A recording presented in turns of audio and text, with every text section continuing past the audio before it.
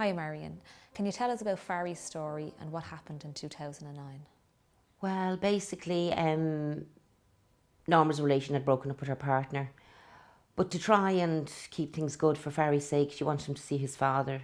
And occasionally, maybe in 3 times, she brought him into the apartment and left him overnight. And that Monday, the 27th of July, he hadn't phoned by like 4:30, and I said, oh, that's brilliant, she's not dropping the child off. I wasn't ever happy with it, or my husband. And he phoned at 5:15 and she was gone with the child. He used to stay overnight on the 27th of July. And it was actually Norma's birthday.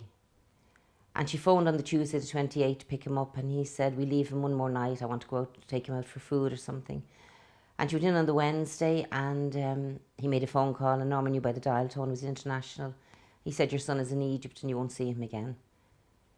And from there, just all hell broke loose. Couldn't believe it. Norma collapsed. I mean, bear in mind, we had his passport here, so there was no way he could leave the country, as we thought. But the guards were called in, and Vincent Connolly, the sergeant in Blanchardstown Station, took over the case, and we didn't believe he had left the country. We really thought maybe he was in Dublin, but the phone was pinged, and they knew that Mustafa had left the country, and he was somewhere over the Emirates. And there was a flight booked for him to return on the 1st of August. That was Mustafa. And the child was to be on the flight, according to the tickets, but only Mustafa came in. He'd left the child in Egypt. Who is Mustafa? Mustafa was the uncle of Farry, my grandson, who was the brother of Emir, who was the father of the child. What have you done since this all happened? Well, we've done everything under the sun. I've been to Egypt at least 6 times. I've been to the embassy over in Egypt, the Irish embassy. I've been to the Egyptian embassy here. Foreign Affairs numerous times. I've written about like 40, 50 longhand letters. I was advised to do that. Umpteen emails and phone call after phone call from one department to another. It's not their department, it's not this section, it's another section. We have been into the Dáil. We've met some ministers in there. Literally anything that could be done. What are people saying to you? Basically, the Hague Agreement is quoted to us like there is no Hague in Egypt. So therefore, it's like they have an A to a Z, and they look up where your child is taken to, or your grandchild in my case, and oh, sorry, no, can't get your child back. Like, it's just totally unacceptable. And especially in light of the fact that there is a guy in Portlaoise as we speak serving, he got 6 years, and 7 years is the maximum sentence for child abduction. He got 6 years, and a crime has clearly been committed, and the child is still done as missing, and yet the Irish government and the Egyptian governments in Cairo, they know where the child is. And they did set up an order there quite recently for some Irish guy who had absconded with alleged charges against him, and he's going to be, well, they're trying to extradite him with an extradition order and a bilateral agreement they came up with. So I cannot see why they won't do the same in our case.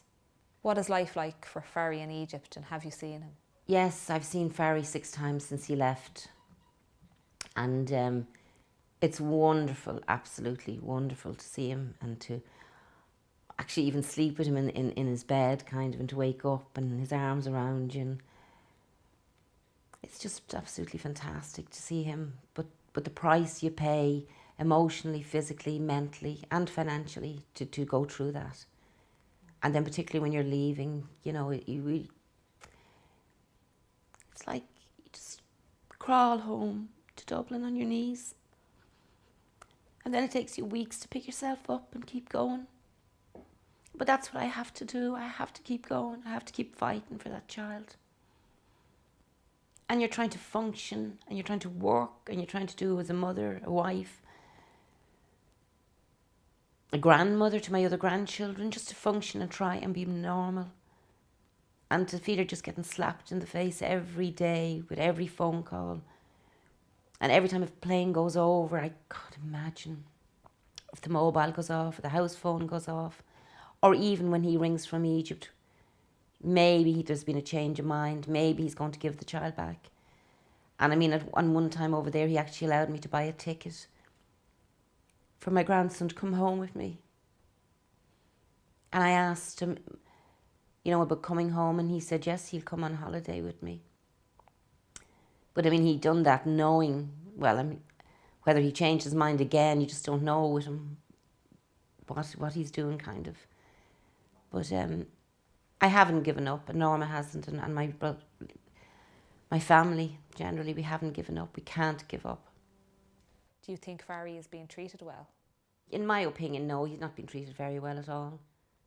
I've seen some dreadful things happen, kind of. And it's just totally different. It's the whole culture's different, which is fair enough, you know, but it would be very rough and ready, in my opinion, the way he'd be treated, you know, on a daily basis. And I think one of the most heartbreaking things also is the father, Amir, has married again. And he has a child, a boy as well. And my grandson calls this new wife Mammy Amal. And Norma was there 2 years ago, and he was saying Mammy Norma. And it's confusing for him, to say the least.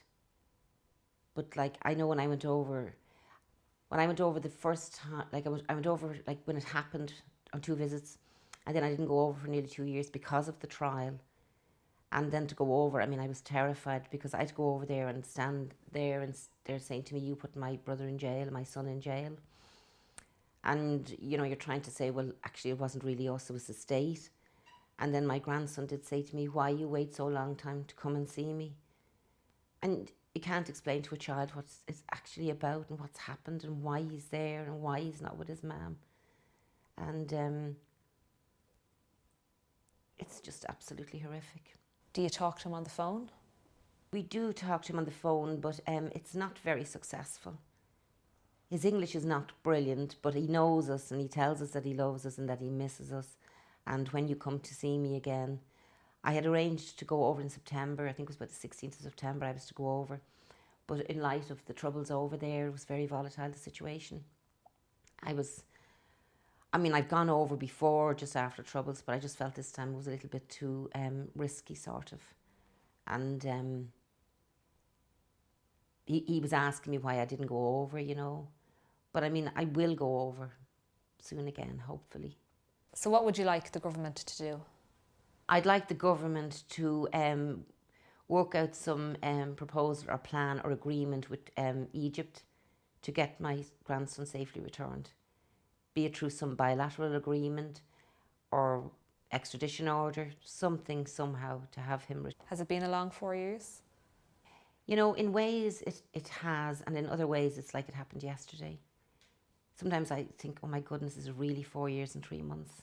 And so much has happened in our own lives, and in many ways nothing has happened. And like those 4 years, it's like every hour of every day of every week for 4 years and 3 months, just waiting and hoping. I mean, when this new government came in, I thought, this is it, they'll do something. But literally nothing has changed. Nothing has changed, but we need to make changes. And we need to make changes that this can never happen again to another Irish child, or citizen for that matter. That we're not safe, it's like the enemy within, kind of. That something has to be done so if God forbid it did happen again, that it could be picked up immediately and the person or child would be returned to its rightful place. How did Mustafa being put in jail make you feel? Was it a bittersweet win? It was bittersweet. I mean, initially, because we wouldn't have experienced any of this before and wouldn't have known all the legalities and technicalities and what would happen. To me, in our innocence or ignorance, we won on the day. But really and truly, we didn't actually. But it might stop another perpetrator trying the same thing again.